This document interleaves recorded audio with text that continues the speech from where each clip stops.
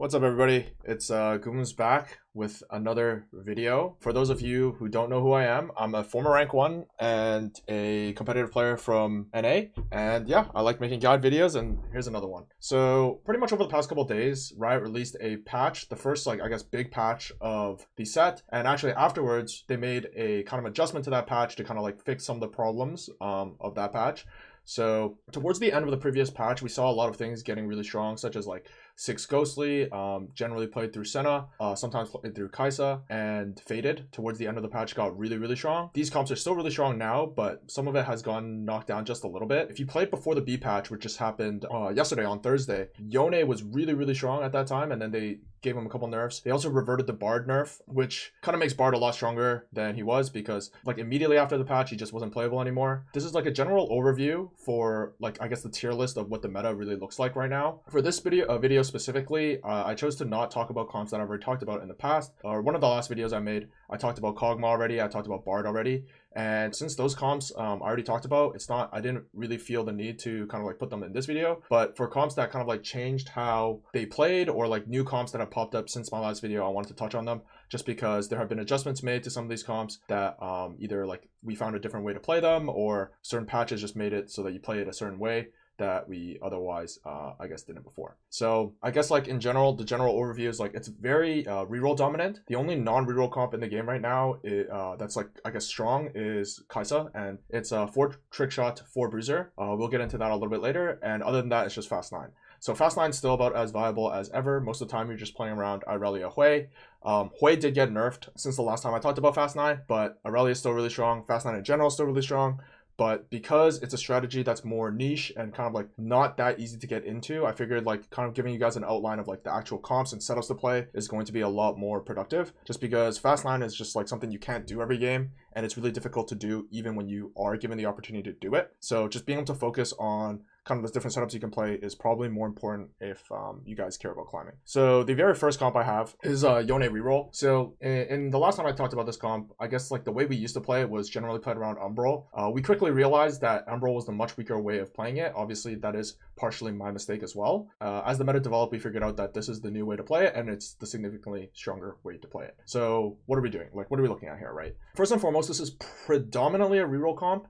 Before it got nerfed, most of the time it was actually better to play Yone 2 into a Fast 9, Fast 10, and then you just cap around either you stick with Yone, or you switch to something like an Udyr to carry your items. You obviously put in the late game carries such as Irelia, Hui, Rakan, Wukong, all these strong units, synergizing really well with your Heavenly trait to kind of cap out. But right now, we're just looking at you play Vertical Heavenly with 4 Reaper. You never drop 4 Reaper, so no matter what you play 4 Reaper, obviously if you have a Reaper quest, you can feel free to take out Kindred, and you can supplement this board with a lot of other things. One of those being Irelia. Even if you hit an Irelia 1 at level 8, you'll find that this fits. Wukong and Irelia are obviously 5 costs that you find later into the game, so I just put it down here to signify that you put them in as you kind of see them, but until you get them, they're not all that relevant. Something else that is somewhat worth playing, but also not really, just because she's not a very good unit, is Morgana. Oftentimes, it will give you Sage. If say you have a Wukong already, it does give you Ghostly. She's a good Morello spreader, and she does provide a little bit of utility. That being said, she's a pretty weak unit overall, so you're pretty much just using her for her traits.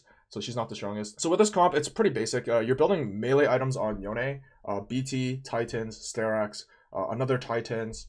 Pretty much the core build will be BT Titans, but obviously the third item could be a lot of different stuff. Second Titans, QSS, another BT is even fine. Sterak's is really good. IE is pretty bad. But GS, Deathblade, pretty much any, I guess, damage item or damage bruiser type item will work. Something else to note with this comp is that we used to think building QSS is mandatory, but that has since fallen out of favor because there's not that much to see in the game. Units like Nautilus aren't really meta right now just because Nautilus is really, really weak. So I guess one of the primary CC kind of units you'll find as you go into the game is just legendaries, and that's going to be Udyr, Set, and Lissandra. So Set and Lissandra are slightly inconsistent just because they're super reliant on being able to single out your Yone from a targeting perspective. Obviously, if the enemy has their Lissandra, I guess lined up right against your Yone, then they're going to be able to CC you. But otherwise, oftentimes they're using their ability on someone else, and you're not really going to get CC'd. That being said, if you do get targeted by Lissandra or Set on your Yone, it is going to be kind of a big deal just because the CCs last so long and are so debilitating that it is a problem. That being said, because they're less common, it's not that much of a problem. The last one to talk about is Udyr. And the thing with Udyr is, I guess this is a little bit of a Riot Games special. Udyr's CC works through QSS. So even if you have QSS and Udyr hits you, you are going to get CC'd anyway. So pretty much, I guess like the way around that is don't build QSS, right? Because if there's not that much CC in the game, QSS is obviously significantly less valuable. That being said, there's another kind of caveat to that, is that a lot of times the strongest kind of like ways to play this comp is to get access to support items. So support items, if we take a look here, are just like a bunch of these items. Aegis is really strong, Banshees is really strong, Locket's really strong, Zeke's is really strong, Randuin's is really strong. Pretty much in the history of like how support items have worked since they've been released, is that these items tend to be a lot stronger in melee focused comps. So you'll find that Yone tends to be one of the biggest abusers of them.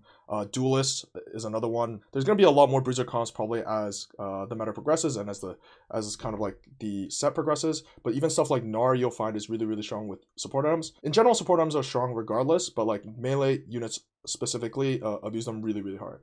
And in that sense, you can actually get QSS in the form of Banshee's Veil, because it gives QSS to units adjacent to the person holding Banshee's Veil. So that's another reason, I guess, to be prioritizing QSS just a little bit less.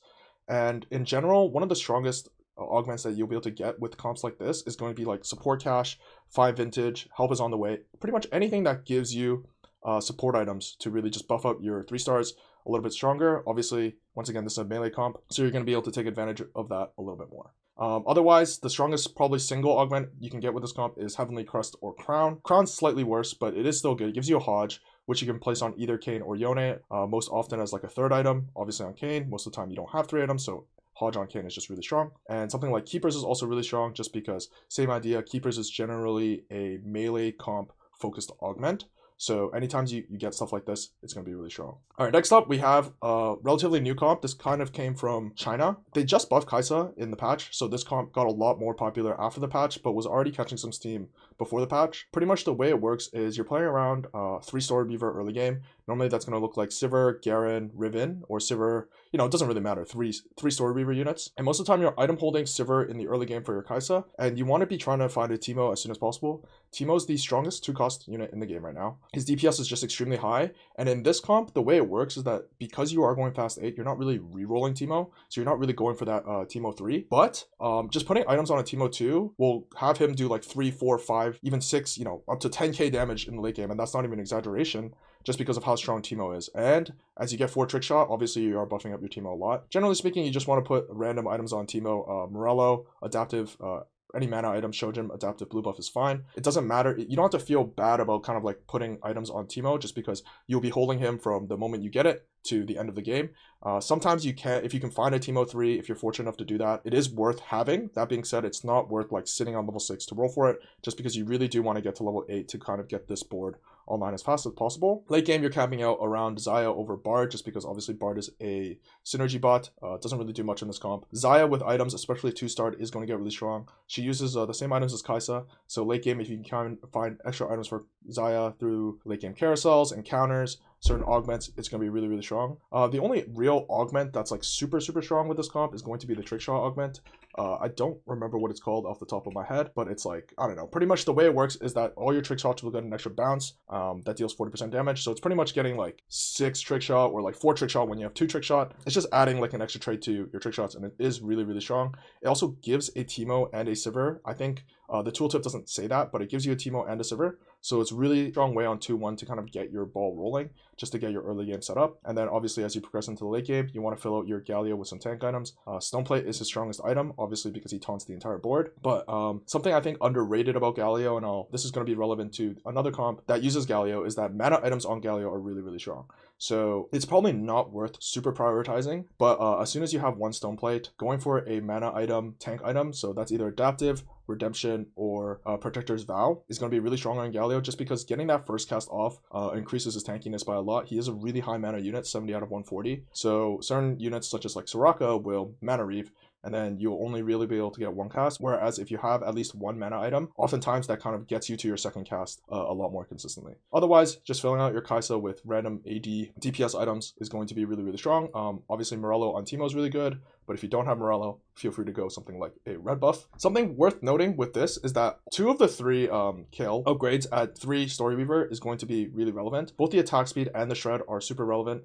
Generally speaking, the shred one is the strongest early game option, and because you are getting access to Kayle in the early game, probably likely to be picking green. That being said, if you're opening something like a Last Whisper or a Shiv on Teemo, then the value of the green goes down dramatically, right? And these are items that you should be looking to slam onto one Static Shiv and Last Whisper because they're super strong for the comp, and then that enables you to go something like Red Kayle, which obviously just gives you 12% attack speed to the units adjacent to Kayle, which in the late game will be Kai'sa and Teemo, which is just giving you a nice solid buff. Something to kind of like keep in mind with this comp is that a lot of people get really focused on the fact that you must play 4 Bruiser or 4 Trickshot, right? But fundamentally, like, what is this comp actually kind of like looking to do, right? You have a front line and you have a back line. Your back line is played around 4 Trickshot, so for the most part, that's not really going to change. But you can change out your front line a little bit. So obviously, this is the standard package. It also gives you the Kayle, and it's the best way to get your Kayle. Obviously, Aatrox can be any Bruiser. It could be Tahm Kench. It could even be Kobuko in a pinch, Rek'Sai in a pinch. It doesn't really matter. But something else that people don't really think about is that you could actually just play different sets of front lines if you have them upgraded. Like if I have an Ornn 2 and I want to play around like Ornn 2 Thresh 2, then maybe I play 4 Behemoth that game. And right, yes, you lose your Kayle, and probably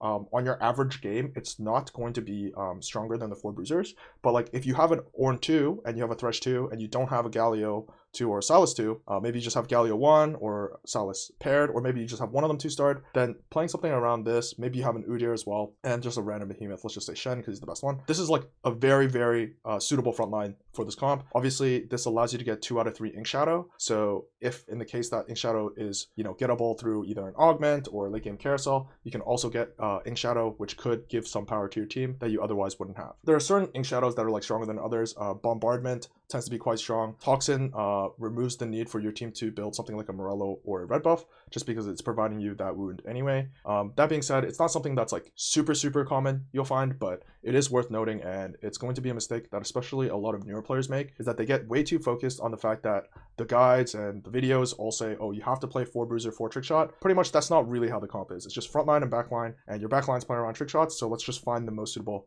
front line we can find. That being said, if you have like Galio 2, Sylas 2, and for whatever reason you don't have Riven, feel free to play an Ornn 2 and a Thresh 2, and you can play 2 Bruiser, 2 Behemoth until maybe eventually you can switch it out for one or the other. Obviously that will get stronger depending on your spot.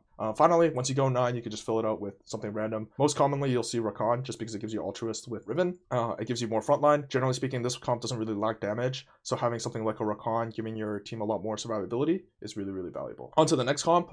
This is Senna Reroll, Ghostly. If you guys have been playing a lot, you'll have definitely seen this comp. It is probably the strongest comp. It was definitely the strongest comp last patch, before the patch, and it is probably still the strongest comp after the patch, after the Yone nerf really, but this comp is really strong. This comp is really basic. You're just playing around these 6 units. These 2 go in at level 7 and level 8 as they see fit.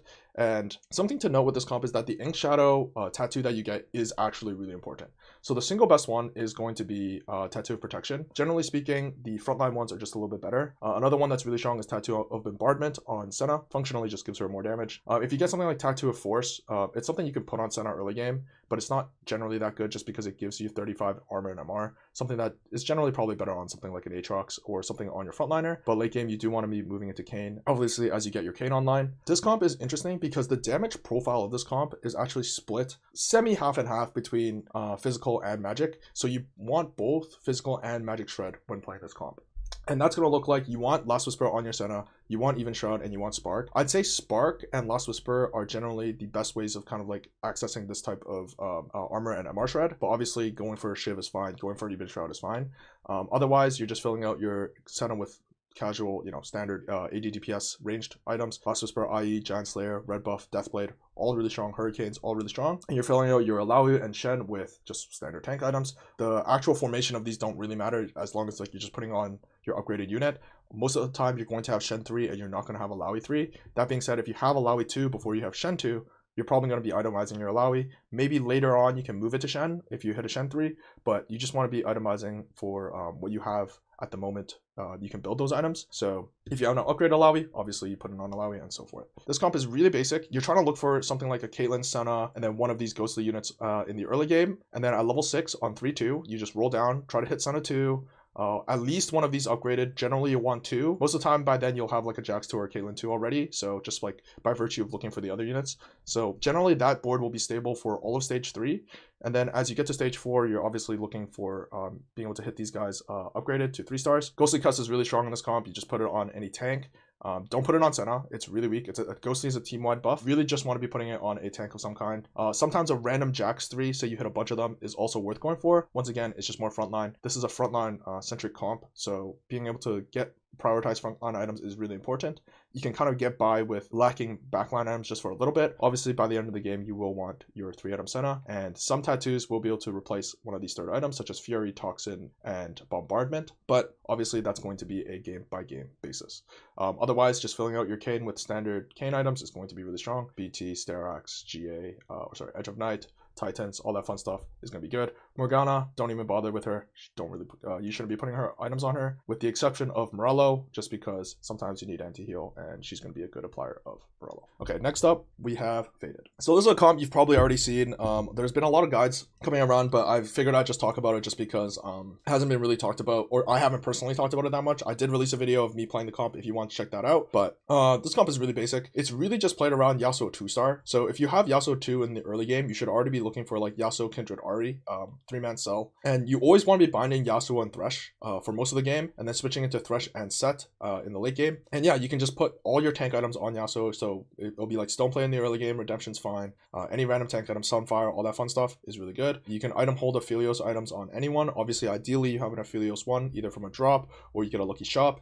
Rageblade red buff IE is his best in slot, but if you don't need red buff because say you have a Sunfire or you have like a Morello Kindred, then obviously you can go like double Rageblade IE, Rageblade IE Guardbreaker, Rageblade Deathblade, all that fun stuff. It's all going to be really strong. So this comp specifically does almost require a Faded Crest, I think, after the nerfs. It's significantly weaker without it, just because without it you can't access 7 Faded on level 7, and this comp is a comp that generally prefers to stay on level 7 if you can, assuming you have a Faded Crest, just because going for those 3 stars Aphelios and Thresh is quite important, especially after the nerfs.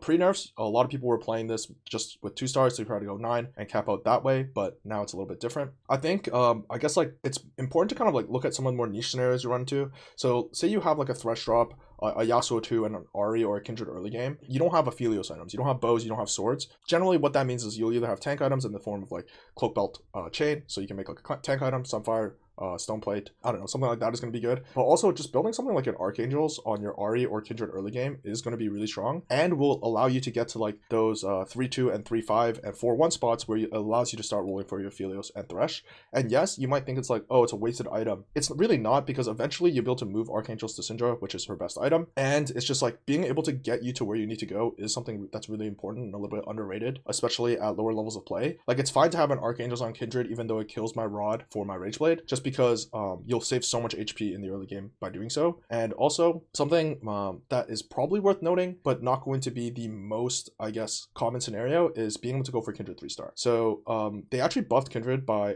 quite a significant amount. It was 8.5% buff on her ability damage, and she does like, I guess like 95% ability damage. And you could just play her without Reaper in this comp. You don't really have to bind her in the early game. You can just bind her obviously just for the attack speed. But yeah, you just go for Kindred 3, you fill her out with like Morello, Archangels, blue buff, just, you know, standard, I guess, like low mana caster items. And you could just go for Kindred 3 sometimes if you say you have like a bunch of them and you're playing the Faded Core already, and you can get Kindred 3 to hold you out until you have Aphelios 3 or Thresh 3. Ideally, you still have Aphelios and Thresh 3 if you have Kindred 3, but it's just something like more of a niche scenario that you might sometimes run into that is worth thinking about when you get the chance. Otherwise, something to note is that you really shouldn't be putting your Faded Emblem on backline like Ashe. So I've seen a lot of people play like Ashe or random sniper, let's say Caitlyn, and they just put Faded Emblem on the Caitlyn. It's not really worth it. You just put it on Ornn. Your level 7 board plays Ornn over snipers for the most part. I think it's a lot stronger just because Ornn is so good. Late game, you can replace Ornn with like a 2-star Udyr, but obviously you're not going to replace a 2-star Ornn with a 1-star Udyr. So yeah, that's a little bit of a case-by-case basis. And then late game carousels, generally you want to be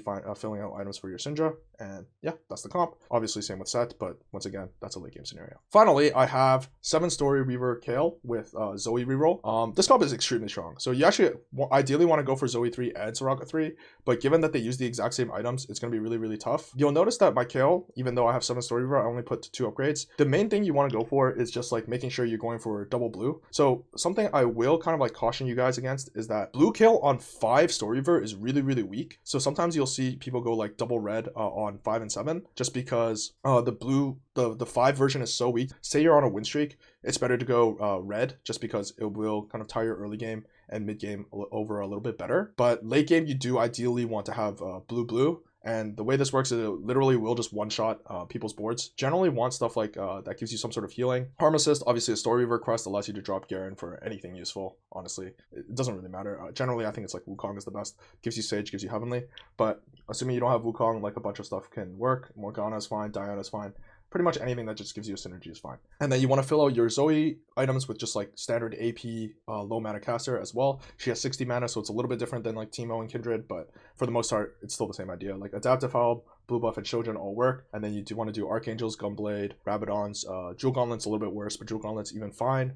Giant Slayer, all that is fine. And then the reason why I didn't put a third upgrade on Kayle is because the first upgrade that you choose, similar to what I talked about in the Trickshot comp, generally depends on your early game. So if in the early game you want to go red, blue, or green, it doesn't really matter. I think for this comp specifically, blue is ideal. But once again, if you don't have Shred in the early game and you're playing around, say, Sivir Teemo in the early game, and you transition to this a little bit later, then you're going to find yourself having green a lot of the time. You're going to find yourself having red some of the time. Say you chose to play this comp, but then say you get dropped a Storyweaver spat and you switch into blue Kayle, switch into 7 Storyweaver, then obviously it's fine to still have the green augment at the start. But yeah, it's just a little bit of a case-by-case basis. Galio items, same idea as what I talked about previously. Stone plate and a mana item ideally. Obviously, you fill the third item with any random tank item. And yeah, that's the video. If you guys have any questions, obviously feel free to leave it down in the comments below. Otherwise, if you guys are looking for more of me, you can find my Twitter at guubums, Twitch also at guubums, and if you guys are interested in coaching, that is something I do. You'll be able to find my Discord in the description. Just follow that link and then you can probably find me there and look for information about that. So yeah, until next time, this was the video. Peace.